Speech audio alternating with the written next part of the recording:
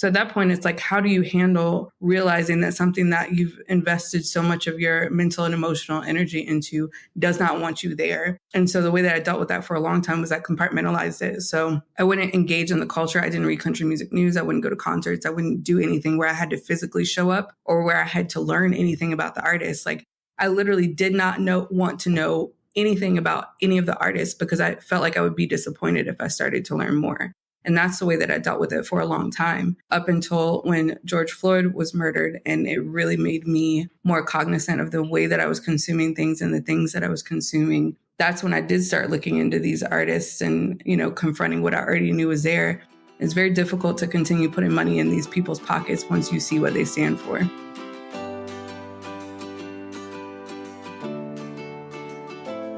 Last season, I did an episode with Dr. Peter LaChapelle about the history of country music and how and when and why it transitioned from being the music of the working class and the poor to being the music of right-wing conservatism. In that episode, we also talked about the history of African influence in country music, which made me wonder why there are so few Black and African voices in country music. When I think of Black musicians in contemporary country music, folks like Charley Pride, Aaron Neville to some degree, and more recently, Darius Rucker and Guyton come to mind. And that's almost it. When you think of what a juggernaut the country music industry is, how much money it generates, and how many musicians represent the genre, the sheer absence of Black artists and corporate leaders in the industry is kind of shocking. And especially so when you consider the fact that country music has roots in Africa and the African American experience. But it turns out this state of affairs is not for lack of Black country artists or folks telling their stories or people making space for Black voices to be heard at all levels of the country music industry. One of the projects that Dr. LaChapelle brought to my attention is Black Opry, an outfit aimed at lifting up, spotlighting, and supporting Black artists in the country music industry. So today I have 3 guests, and I'm super excited about all of them. I'm talking to the founder and co-director of Black Opry, Holly G. And I'm also talking to 2 musicians, Julie Williams and Tay Lewis, both traveling with the Black Opry Review and both musicians that I'm really into. We talk about how and why Black Opry came to be, some barriers that Black performers encounter in the country music industry, how Black Opry provides a space for Black country artists to flourish, some projects Black Opry is creating and supporting, and what comes next for Black Opry and for the performers. Holly, Julie, and Tay were in the middle of touring when I interviewed them, so all 3 are huddled around one laptop together in this interview in a hotel room. Apologies for any minor audio issues. If you like this episode or any episode, please feel free to give it a like on your favorite podcast platform and/or subscribe to the podcast on YouTube. And as always, if you have any thoughts, questions, or comments, please feel free to email me at deepdivewithsean@gmail.com. Let's do a deep dive.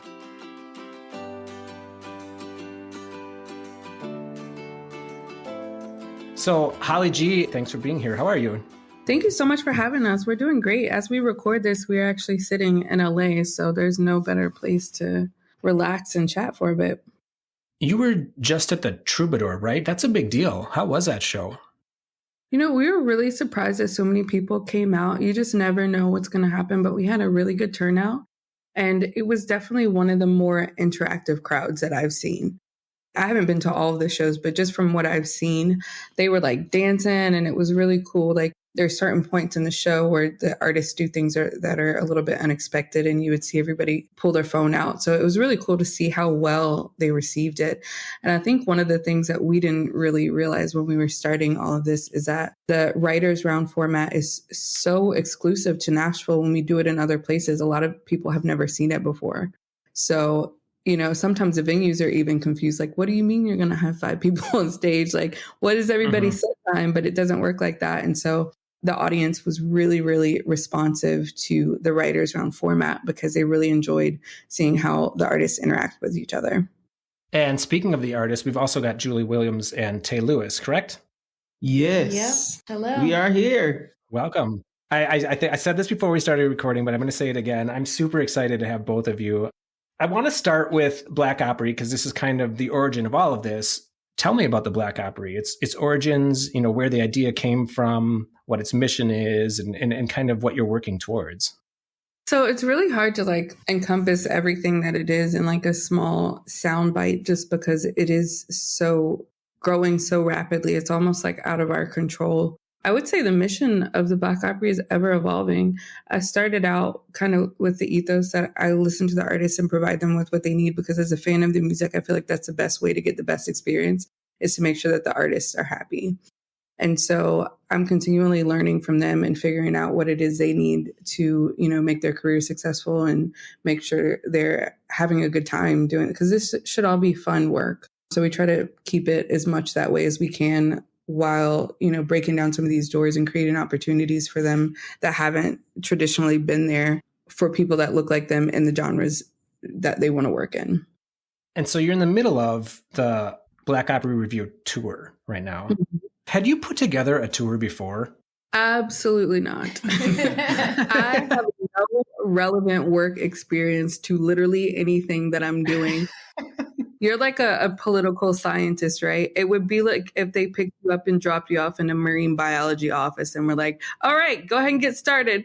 That's kind of like what the last year and a half has been like, because when I started Black Opry, it was just a website. And my initial intention was to highlight Black artists making Americana roots and country music and find other Black people who were fans of this kind of music and kind of bridge the gap and bring those two worlds together, because there was no platform for either side of it. But I knew there had to be people out there working on both sides of it that were, interested in it.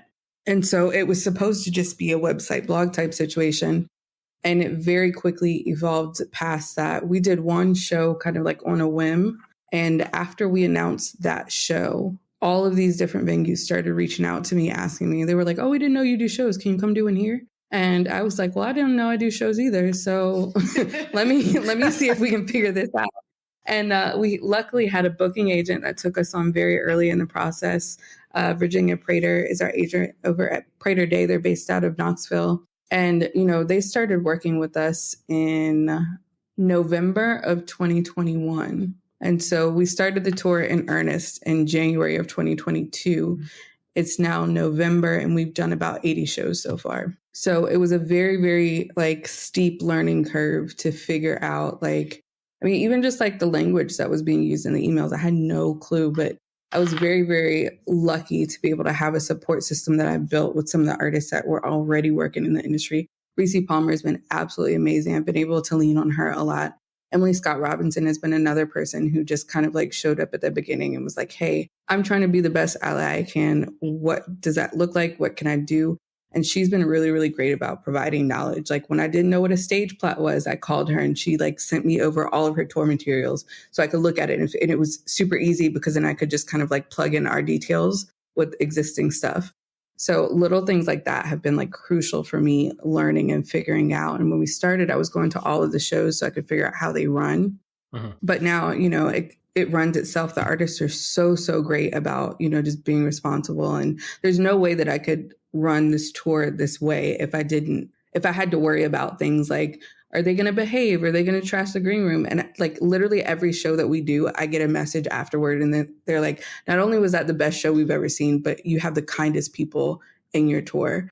And so it makes it so much easier knowing that I can literally send them anywhere and they will just blow it out of the water and also leave behind such a good impression. Let me ask you this, because I think some people get involved in things that are kind of a side gig for them, and they do it and then it's done and they go back to their, regular life. And some people do it and it just completely changes the trajectory of your life. Where would you place this? What's happening? Well, I just quit my job 3 weeks ago. So okay, well, there you go. It definitely changed the trajectory of my life. Right before the pandemic, I was a flight attendant and I had went on this vacation to Curacao and I lay by the pool and I read a book for a week. And I was like, I am just going to live like this forever. I was like, flight attendant, it's a union job. So you have a guaranteed raise every year. So you know how much money you're going to make. It's very stable. As long as you don't jump out of the plane, it's really hard to get fired. So I was like, this is great. The rest of my life, I can just relax and go on vacations. And then, I started this and it very quickly spiraled out of control. It was never supposed to be a job or anything like that. It was just supposed to be, I was just very frustrated with the music that I loved and it being such a complicated place. with the identity that I have as a queer Black woman. So I just was trying to figure out a way to release my own frustration. And then once I realized so many other people were frustrated and there were ways that we could create opportunities for some of those people that were frustrated, then it kind of grew into something more than that. And now I'm doing it full time. So it definitely changed the trajectory of my life. I'm getting ready to move to Nashville in a couple weeks. So didn't think that would ever be happening. So I want to come back to this with Julie and Tay, this last point that you made, complicated relationship with country music. But before we get there, I guess, Holly, why country music? What draws you to it? I get asked that a lot, and I wish I had a better answer for you, but I just heard Achy Breaky Heart when I was 5, and that was just it. There's no good explanation for it. I didn't grow up in a house where my mom listened to a little bit of everything. So she had a little Leanne Rhymes in there every now and then, but she wasn't a huge country fan. It was just what I was drawn to. And on some level, I almost feel like I don't need a reason to be drawn to it because nobody ever asks white people that. That is a question that is so exclusive to Black people. And I think that says so much towards what the state of country music is, that it's so conservative and racist that if Black people even like it, they get looked at and go, what do you like that for? And that's part of what we're trying to change. I think that the way that it's marketed is so much of the problem. And if we, were able to get some of these major places to include Black people in their marketing efforts and show faces that looked a little bit different than the typical Luke Bryants and Miranda Lamberts, they would be able to draw a different crowd. A number of industries are going through, I don't know how we want to characterize it, a reckoning maybe, to varying degrees and with varying levels of commitment when it comes to their racist roots, also misogynistic, also homophobic, but specific to their racist roots, and how that's impacted communities of color and how they can maybe make it right, if they can make it right. And so we've seen this in Hollywood, we've seen it to some degree in the corporate world, maybe in Silicon Valley, in the gaming industry on a smaller scale. But is the country music industry unique in how it confronts its historical and probably continuing institutionalized racism? Is it somehow different than the same reckoning in other industries, or how would you characterize it? I would say it's different in the fact that it literally does not confront it. Yeah. And it doesn't have to, because it's the most structurally segregated industry that I can think of. If you look at Silicon Valley or, even other genres in the music industry, there's certainly those same structural issues, but there's maybe somewhere up the chain, at least one or two people that are not the typical person in that industry that have a voice somewhere that can kind of have some influence. But country music has done such a good job of keeping literally everybody out of it for so long. The most that they have to do to placate people that are wanting something different is put out a playlist. And then they're like, well, our work is done, because there's nobody in those higher up rooms telling them that they have to do more than that. And so they've gotten away with for so long doing the very bare minimum and making so much money off of it. I always tell people my biggest obstacle is the fact that I can't tell people if I tell them what they need to do to change, they're going to realize that they're going to lose some money initially because they're going to draw away a certain crowd. And so the only thing that I have to go by to hope for change is that some of these older white people that are at the top will have some type of ethical and moral awakening and change their minds. You have to change minds in this industry. That's the only way to disrupt it, because they have control over everything and it's successful. So to go to somebody that's doing something that's working for them and say, this doesn't work for us, that's the only way you can compel them, is just to hope that they're a good person. And there's very few instances where I've seen that it's worked. Yeah, I had this conversation. So this is actually part of a series. I'm also doing an episode on women in country music. So I'm interviewing Marissa Moss, and queer folks in country music. I interviewed Soda Cantor, queer country musician. Marissa Moss was actually the first person to pay me to work in country music. I did research for her book. Whoa, I didn't really know that. Her country. Yep. I had been doing other things, but nobody would pay me. And she was the first person that said, you're not going to work for me for free. And she paid me. And the money that I got from working off of her country is what I used to launch Black Opry. Is that true? Yeah. Well, there's so many people in this industry that you do labor for them under the expectation that you get exposure or something else, and then you don't get paid. But it's so normal that until somebody pays you, right? Now that with Black Opry, that's something that's really amazing is the way in which y'all have structured it to really treat us well. And until you're treated well, you don't realize how badly you were being treated. And I think once your eyes are open to that, you can't go back. Yeah. So one of the things that repeatedly comes up, though, is this kind of fucked up system we have, which is that the powerless have to get the acquiescence of the powerful in order to change the system. And that seems almost insurmountable. And I think to pivot, I guess, to like Julie and Tay as performers, probably more exploited in any industry. How do you remain kind of empowered in spaces wherein, in order to gain power, you have to ask powerful to give up some of their power? Does that make sense? Yeah, it does. Yeah. I think it's really tricky because there's something that is really unique to this industry in that we make music, and music is so personal to our lives and our stories. And especially when our artistry is so tied to our identity and who we are, people ask us for a numerical value, right? You say, I'm going to play a show. They're like, how much are you worth? And I think that that's something that's really tricky because you want people to like you. You want people to book your shows. You want people to do those things. And so oftentimes you'll undersell yourself just simply because you don't know. You don't know what you're worth. And I think that happens in many different industries with people when it comes to like salaries and all of that. But I find especially with country music, it's really difficult. And I think especially those barriers are continually added on when you add various identities into the mix that historically have been oppressed or have been told in which they don't have value when they do. When there might be other artists that walk in and ask for a way bigger number, but you don't know. So I think so much about it is knowledge and it's about community. And I think something with the music industry is it's inherently competitive, right? Everybody's trying to make it ahead, but something that I think is different and unique about Black Opry is we're realizing that, your win is my win. Let's win together. So let's like tell each other like, oh, this is what I got paid here. This is the email template I used to book this venue. You can use that too. Yeah. So I feel like there's so much in community building that can help disrupt those powers, or at least I hope so. Yeah, I'll have to kind of agree with her. Like, we have to come together at some point to really want to be able to make things become successful. I think a lot of times we try to separate ourselves because we want this kind of gain for our own self and not gain for the whole squad. And so, or the whole team that you evolve with or that you're around. And so what the significant thing I'll say about with Black Opry is so great is that, like Julie said, we come together and we want to help each other and we want to help each other grow and evolve. And it's not just about, yourself, but really trying to see each other evolve. I think one other thing that reminds me of is like, how do you feel empowered when you know that like to move forward is asking for people of power to give up something? Yeah.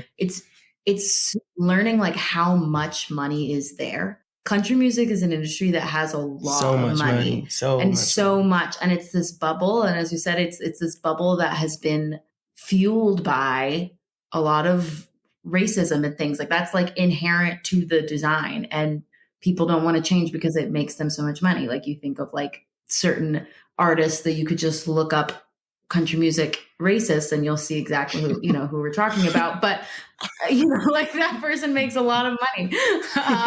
Anyway, all to be said is there's a lot of money there. And knowing that has empowered me to ask for more of it because it's there and they make money knowing that we won't. So there's so much power in the lack of education of artists. They have gotten away with so much for so long because these artists simply don't know any better. Yeah. And, it's really difficult for them to go in and ask certain questions because nobody wants to be looked at as a person that's difficult or hard to work with or ungrateful. Exactly. And so I have been able to go in these rooms and ask these questions because I had nothing that they could take away from me.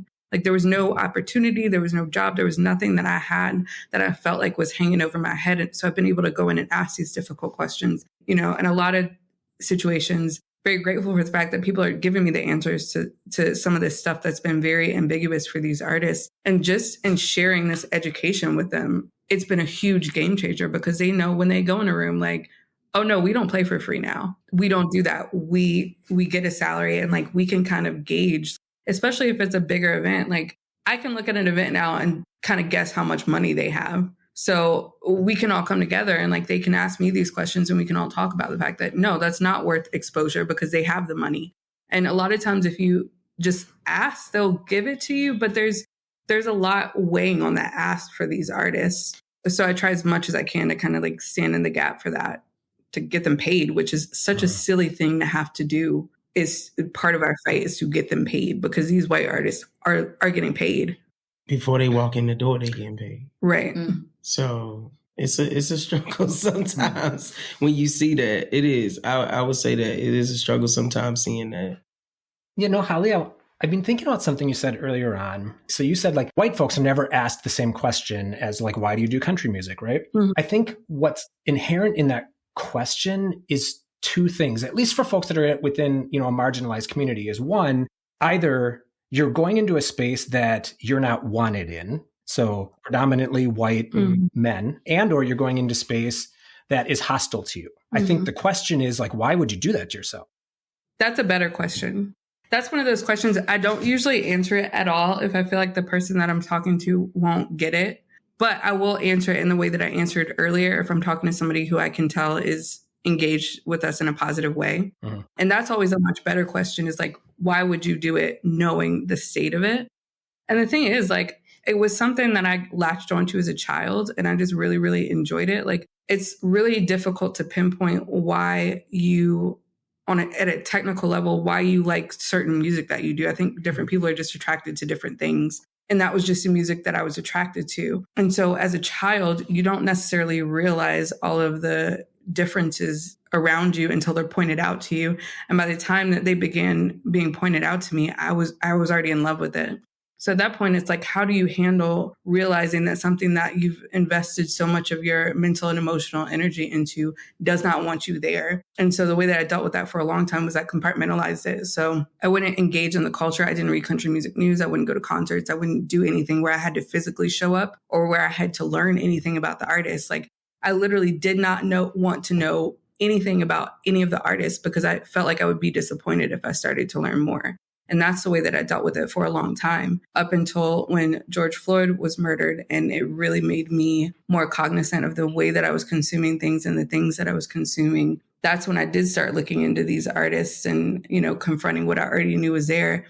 It's very difficult to continue putting money in these people's pockets once you see what they stand for. And so that's kind of how Black Opry actually got started, because I was looking for a better way to consume country music. I didn't know that I had hope, but I was really, really wanting to find people that were good people making music that sounded like what I loved. And I've been very, very, very fortunate to find so many of them.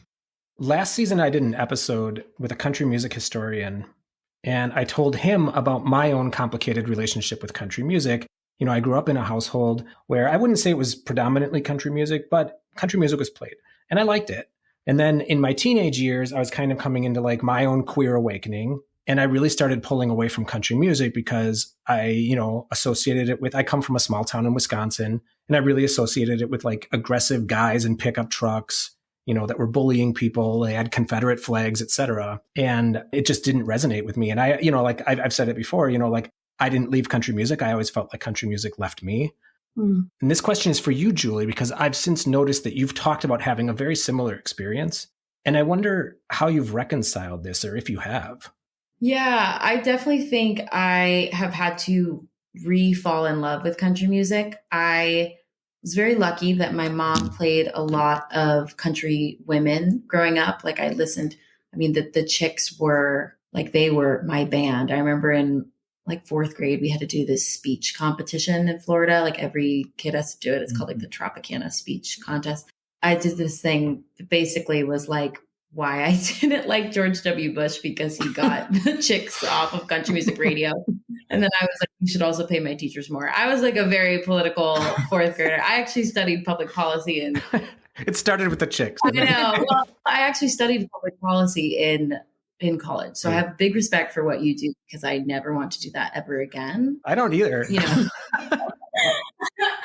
No, I loved it, the topic, but I hated like individual research and all those things like that. anyway, I was always so drawn to it. And I felt I heard myself in some of those songs because those songs were all about like the people around me in my town suck. So like, I'm ready to run. I'm going to go and find freedom and independence and follow my dreams and all of that. And that just so resonated with me when I was younger. And then similar to what you were mentioning, I think as I got older and I was going into, middle school and high school and growing up in a very like predominantly white community, I started to have different associations with country music and the people that were listening to and what they stood for. And I didn't want to stand for that either. And so I kind of went away from it, but I still all of my music was still with an acoustic guitar. I used to call myself acoustic pop for a while. Mm-hmm. And it wasn't really until I moved to Nashville and started writing music that people were like, hey, I think you're kind of writing country music. I'm like, no, I'm not. I can't be. And it took me meeting like Reese and other folks to be like, wow, I want to be a part of this. And understanding that I'm being drawn again to what I was drawn to once before. So I've kind of relearned it and come to it. So I'm proud to say that I'm doing country now because I'm proud to be doing songs and talking about those themes that aren't new. They're not new at all in country music. I just think that, and you mentioned Marissa Moss, like her book really dives into why a lot of those stories were taken off the air. And Tay, I don't want to deny you a voice here if you've had, a similar experience or struggle with the same. Most of my relationship with country music, I mean, I grew up on it. I grew up on gospel music as well as pop music, R&B music, but specifically country music because I hung out with a lot of people who listen to that. I hung out with a lot of white people. Yeah. They listen to country music. A lot of them were rednecks. So that was my association. Yeah. Like it wasn't like now that I'm in country music, like it doesn't make me stray away from it. I think the biggest thing is that it gives me more of a challenge to want to be in this race with these people, because if you want to compete, that's okay. Like let's compete, but I'm not going to, try to demolish you or try to hurt you in any way. It's not a hostile environment for me. It's just more so of like, I stick to my guns of what I want to do as an artist and what I want to do with my career. And if they don't like it, oh, well, fuck it. How much do you think that has to do with you being a guy? I would say like that it might be a struggle there because like for me, I wouldn't say it's easy either. As a Black country artist who's straight, I wouldn't say it's easy for me either. But I think it's just more so of like really just understanding that we all have different battles and we all have different fights of trying to get into the industry, whether we're Black and we're queer, whatever. There's all different struggles. Every step you go further into being marginalized, it makes it harder. Every time you add another marginalization on, it's like a deeper hole that you're dug into that you have to try to get out of. Yeah. So we're very, very intentional. I'm queer and I'm very intentional about making sure that our community is as intersectional as possible. I seek out queer artists. I seek out disabled artists. I make sure that I try to find not only lighter skinned Black women, but darker skinned Black women. Like there's so many different nuances, even within the Black community, that we have to be aware of and making sure that we are not creating another problem within the industry instead of fixing something. Country music has extremely strong roots in Black history and Black culture. And this has really been whitewashed. So knowing this, it's weird when we act like voices of color, specifically Black voices in country music, are like some kind of an anomaly or a flavor of the week. And I guess I'm wondering, knowing this, that the history of country music is so deeply rooted in like Black history and Black culture, does that in any way empower you when you take the stage to know that you're not claiming space on the stage, you're actually owning space on the stage? Yeah, I think for me, something that has been of learning that, because I didn't even know that really. I think that is something that I'm learning and it's all making sense. All the pieces are coming and it has felt empowering.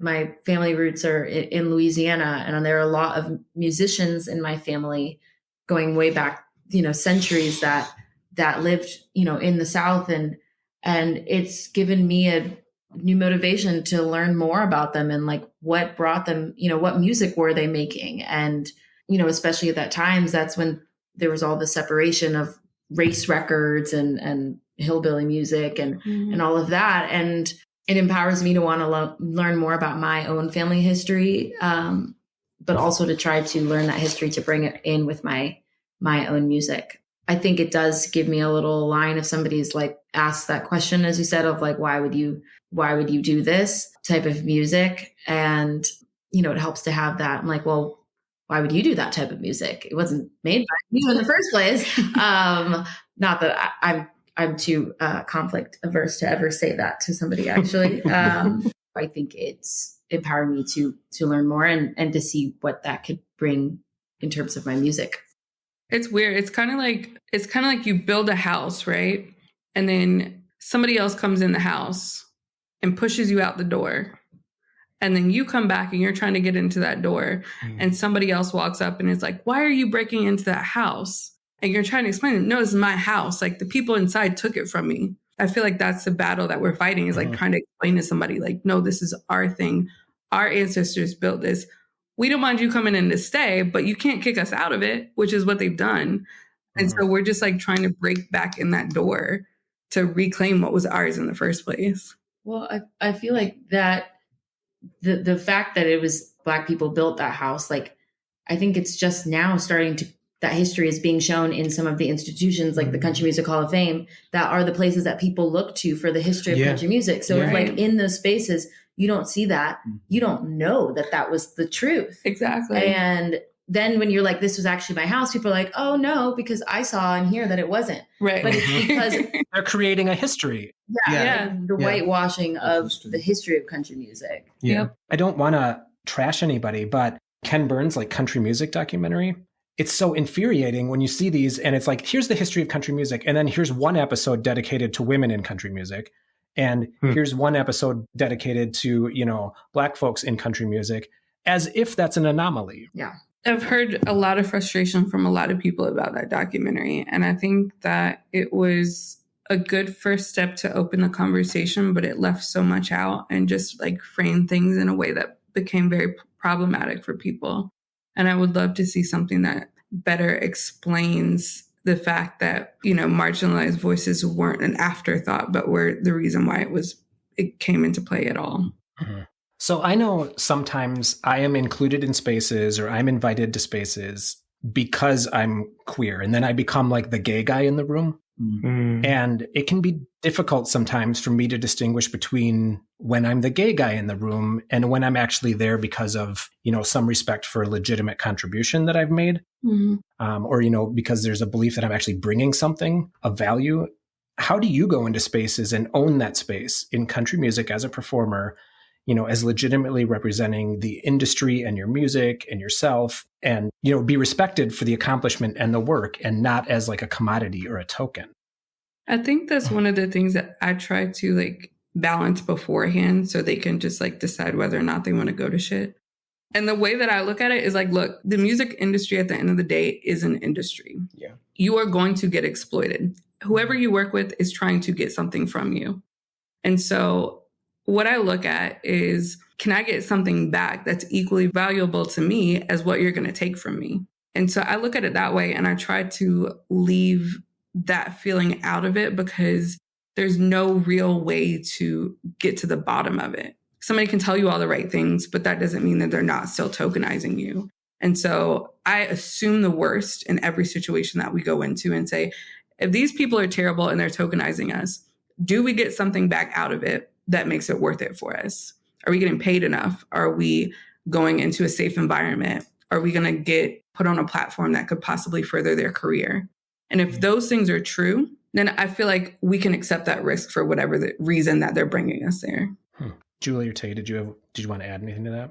Okay, so I would say I wouldn't think that. No, I'm gonna say this.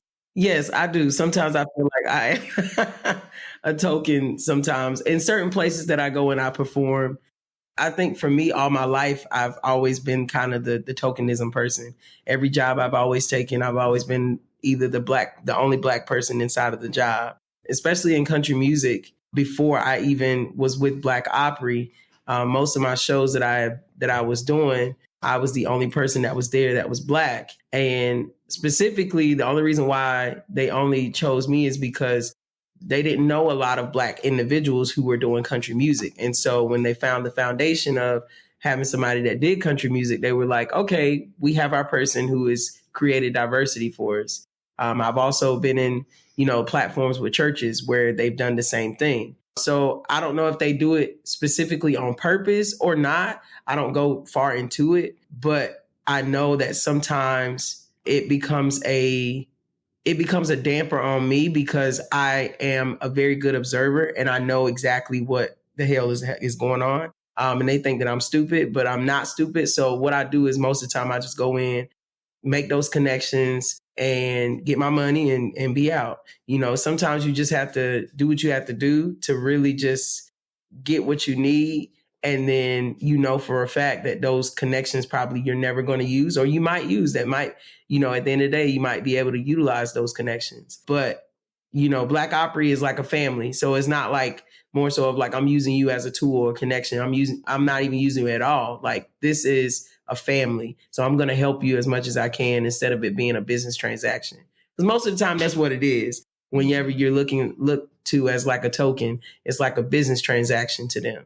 I think something interesting for me, and I'm a mixed woman, so I'm Black and white. So there's a lot of privileges that come with my proximity to whiteness. And I think a big part of that is I can really tell, like sometimes people are like, oh, can you play our Black History Month show or something? And I'm like, I'm not and especially if I'm the only person that's then there so that they can say that they have a Black person. So I'm like, I'm Black enough so they can check off that box, but I'm not too Black that it disrupts, whatever system that is. I can tell when I'm being used as a token, when I'm going to be the only one there in the room. And then they're claiming that they have this diversity when in reality they don't, because they have a mixed person. And especially as there are more and more mixed representation in like media and commercial, like every single commercial has like, a mixed kid. Like my parents could have made so much money if that was the case when I was little on all the commercials, but yeah, that's not a statistic that can prove that a place is being diverse. But oftentimes that will be the case, especially in country music where it's not that many, or people will go with the excuse of like, I don't know that many. I don't know where to find them. It's hard. And then I'm like, Holly, in like 1 year, like people have been working on it with quotes for X years, and they have maybe found one or two artists, one mixed artist, one light skinned artist. And then in a year or so, you found over 200 that have worked with Black Opry. And that's just because you put the effort in. And it just shows me people's lack of effort when they just use an artist as a token, but don't do any Come other on work. now, speak. That's all I gotta say. It's serious though. Mm-hmm. It's all about the effort of really wanting to include us. And we as Black people, we perceive people better whenever we feel like that we're welcomed and included versus for the scenery. It's hard for me to really take you serious as a professional when I know for a fact that I'm just only here to create diversity for you. What about really just including us, giving us that platform because you know that we deserve it? Julie, you've talked about leading with Blackness and leading with Black voices and Black stories as being, really central to your music. Are you in pursuit of carving out a space for Black voices to be heard, like an entirely new space for this type of Black art and music, separate and distinct from the existing kind of hegemonic country music structure? Or are you hoping to bring this into dominant country music space and quote unquote like mainstream it? Something that I've really loved about Black Opry, as opposed to, some other actors, are that you're not depending on the existing system, or we don't have to depend on the existing system or conforming to the existing system to get success. I think something that's really cool about Black Opry shows that we'll go and travel the country. And I remember we were in Benton Harbor, Michigan, I think, and it was small town. And there was this group of older Black women who came to the show because they saw it in the newspaper and they just had never seen the word Opry with the word Black next to it. And so they really had no idea what they were going to. And they showed up and they absolutely loved it. And it brought them into a space that they never would have thought that they would have liked. Not even that they could have been a part of, but that they would have even enjoyed in the first place. And we find that at all of our shows, people go and they're like, yeah, I don't even know how I ended up here. I was dragged here by a friend, but I absolutely love this. Like, do I like country music? ? And so I think, they talk about like, oh, are we, going to conform to the mainstream industry? Well, as we've talked before in this podcast, like a lot of the mainstream industry depends on a certain type of fan that I just simply don't think will ever listen to my music. And I don't really care. For me, what I think is really cool and what I want to do with my project is try to bring in people who would never be the person that would buy a ticket to a country music festival, but then they're going to discover my music and through that be like, okay, wow, are there other country music people that I can get? That's going to be bringing people into the genre. And that might not mean that person is going to go to an existing country music festival, but might there be new spaces that we can create that from the beginning are created with the intention of safety for everybody who's involved? Like, I think that's something that's a part of Black Opry spaces. We want to make something new that just inherent to it is the safety. Sorry, the dog keeps growling. The dog keeps growling. Hard, actually, honestly. I heard it. I was making a really poignant point. You were. The dog's name is, Gremlin just was not in support of what I was saying. But that's all to be said is I would, love to be a part of bringing in a whole new wave of country music fans, and making a new mainstream. And maybe those will cross over. I don't want to say that. I think there are many people that are also listen to mainstream country music, myself included, that would love to see it change. But I think that there is a huge power and market of people that are just not being tapped into that could really have a home in this space. I think from the perspective of Black Opry as an organization, I feel very strongly that it is not my place to decide what is right for the artists. And I think that there are, I'm not going to say I think, I know from talking to the artists, there are some artists that their goal is to work within the mainstream country system. And there is another group of artists who don't have the patience for it and want to build something else entirely.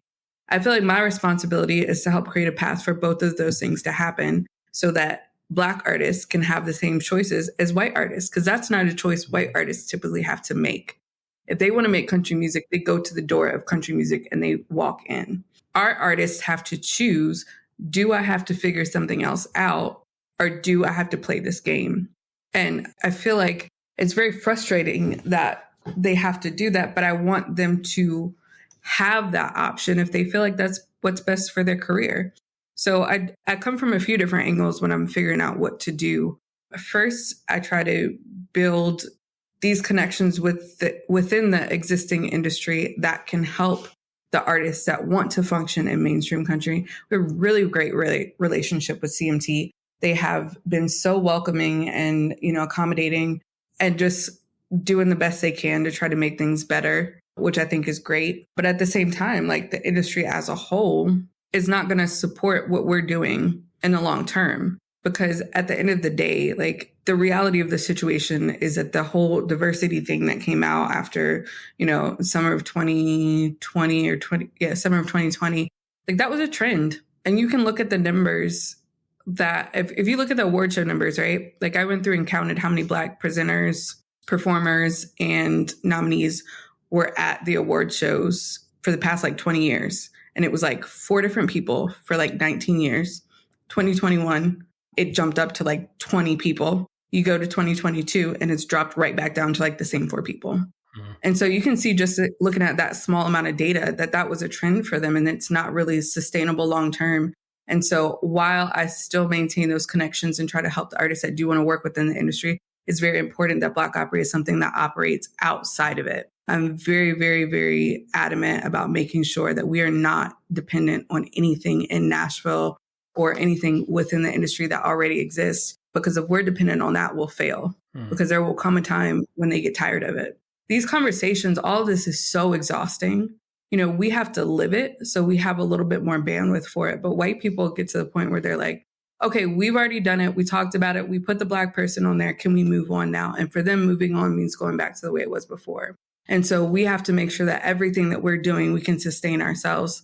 so that we don't get put in a position that when the trend is over, what we're doing is over. And it's about, like Julie said, like this whole market of people. Like the thing that surprised me most when I started Black Opry was how many white people reached out and were like, we are so sick of the way that the industry is. We feel guilty supporting that because we know what it stands for. So we're just really glad to have something that we can come and support that feels better. And so there's a market of white people. There's a market of people of color that had no idea that they would like country music because they've never been marketed to even think to explore it.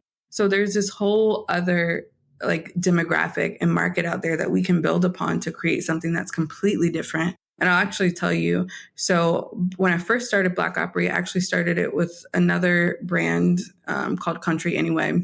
And I've been trying to figure out what I wanted to do with it. We were going to do an e-magazine, but it ended up like Black Opry took off so fast. I just didn't have enough time to do Black Opry and Country Anyway and my full-time job. But now that I've quit my full-time job, I'm going back to refocusing on that. And Country Anyway will be a brand that literally anybody is welcome to. Anybody can come play with us. It's going to be like kind of like you were saying, like we're building something right from the beginning. And so we're going to try to build that equity in the starting process so that as it grows, we don't have to talk about like, are we being inclusive? Because it'll be built into our ethos and just something that we do naturally. So probably starting in 2024, we'll start doing showcases where it's just any artist that we love can come and play. That's so cool. I didn't know that. I'm excited. That's an exclusive. Nobody knows that yet. Holly, I'm going to come back to it because I want to know what's coming next. And I feel like you just blew it. That's the magic of editing, Sean. You know, I've already told you both, Julie and Tay, that I love your music. Julie, Southern Curls, I think is, I don't know, it's a stroke of genius. And Tay, you have like, to me, I don't know, you've cornered like such an interesting market. Like Good Friend Jack is just huge. I'm a huge fan of that song and a lot to drink about. And I guess I'm wondering for the both of you, I know you're traveling now with Black Opry Review, but what do you have on the horizon? Yeah, so for me, I have a new record that's coming out actually this Friday, November the 11th. It's called Party All Night. No surprise. Yeah, a lot of party songs, right? And then within the next year, I'm going to take a break a little bit, like maybe a month or two break, come back and release some more music. But I do have an EP that's dropping the summer of 2023. So look out for that. And then also I am going to be traveling with Black Opry a little bit more. And I guess that's it pretty much right now that I know for sure is happening. I think for me, how I've kind of always looked at my music careers, I think since I moved to Nashville, is like, I don't necessarily have specific goals. Like I'm like, oh, I need to play 100 shows this year or something. Mm-hmm. I kind of give myself a theme for certain years and seasons. And when I first moved to Nashville, the word that I had was learning. Like I moved and I was like, wow, I moved right after I'd graduated college. And there's something about when someone like gives you a degree in something, you're supposedly like an expert in it, or you have some sort of thing to be like, you know, a lot of knowledge. And then I moved to Nashville where none of the knowledge that I had spent all this time learning meant anything. Like people are like, I don't care that you can write a really great policy memo. Like, can you write a chorus? Like, I'm like, oh no, actually I can't. Like, you know, I just realized that I had so much to learn because there were so many amazing songwriters. And so that was something like diving in. I was just like, I don't know the industry. I don't know the songwriters. I don't know the people. I just want to learn. So I took like this amazing songwriting class with this professor, Deanna Walker, and just really dove into that. And I feel like that through that process of focusing on learning, that's when like Southern Curls came out of that. And so that when I look back, I'm like, oh, I did achieve my goal to learn because I ended up getting these cool things out of it. And then I feel like this past year, what I've been trying to do and learn more of was what it felt like to play shows and really hone my craft of performing my original songs. Cause I spent so many years playing at like beach bars and weddings and stuff when I was younger, in a little duo when I was in Florida, but it was always other people's songs. And so now it's like, oh, I have to be on stage. I have to perform my own songs and get somebody hooked, get someone to like it. What are the stories that I say at the beginning? All of that. I was just like, I really want to craft my performing. And I think in this past year, I'm so thankful for the Black Opry I've just wanted to learn, like, what does it feel like to be on the road, to to play those shows? Like, what things do I want to make sure that I have like in the green room? What things do I like to eat before? Which things will not give me, food poisoning right before I go on stage? All of those like tiny things like are things that I like want to learn. I've been wrestling with myself of like what my word is or what the focus of next year is going to be. And it's been the word elevate for me. I feel like I've been going and playing all these amazing shows, going into regions that I've never done. And it's like, okay, now when I go back to this region, I want to play at a little bit bigger of a theater.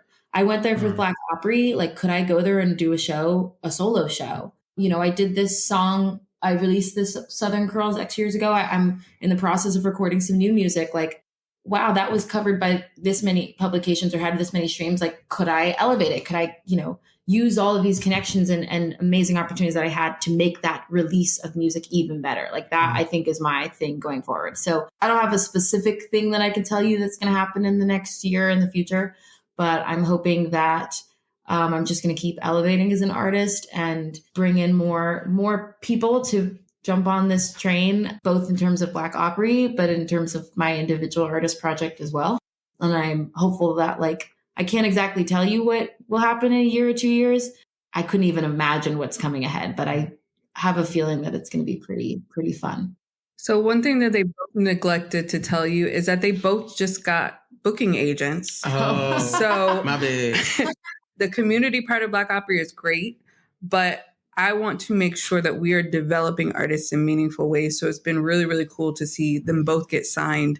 So in addition to touring with Black Opry, you will see them both building out headlining shows and growing their own individual artists, because as much as it is about community, it's about building sustainable careers for these artists. And so I'm really, really excited about that and proud of them. And I can't wait to see how their shows go when they get out on the road. We're going to be booked and busy. That's all right. Yeah. Congratulations. I mean, to all of you, Holly as well, I have nothing but respect for folks that take the risky or the scary route and, follow their heart.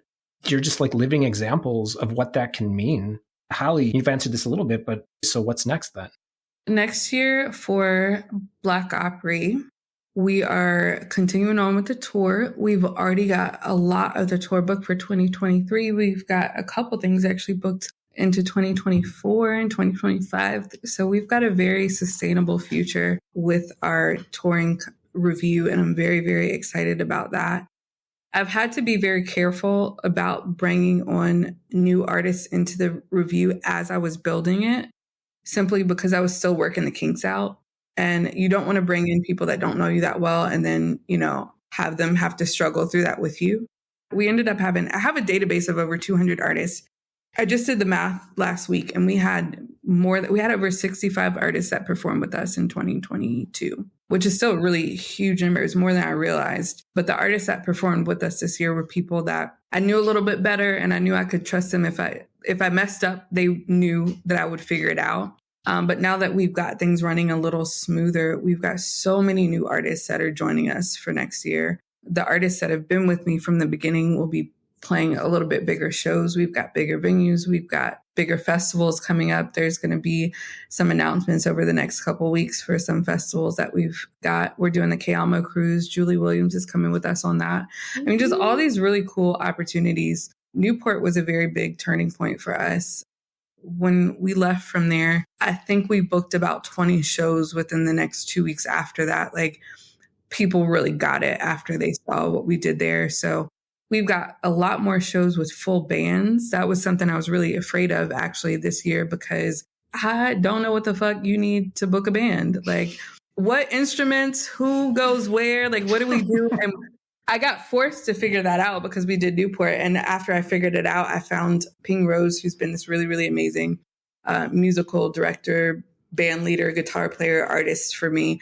And he's been really, really good about just like, if I ask him to do a show, he's like, just let me figure it out. Don't worry about it. Just know I'll be there and it'll be fine. And he takes a lot of that work off me, which is very, very helpful. So you'll see full band shows. You'll see new artists. You'll see the artists that you guys already gotten to know and love in bigger venues. And I'll also be in Nashville. So we're going to do as much as we can to like create more educational opportunities for these artists. And now that I'm doing it full time, there's so many other things that I really, really want to get into. And then two, building my other brand that I started, Country Anyway. I want it to be something that can compete with the big guys, but built better. So we will be a home for country artists of color, disabled country artists, indigenous country artists, anybody who is making good music and is okay with sharing space with other marginalized people, or even people who are not marginalized, but just like, we need tolerant, loving, community-focused people that'll be a part of helping us build that brand. So we're really excited about that as well. Holly, Tate, Julie, thank you so much. I really appreciate it. Thank you. Thank you for having us.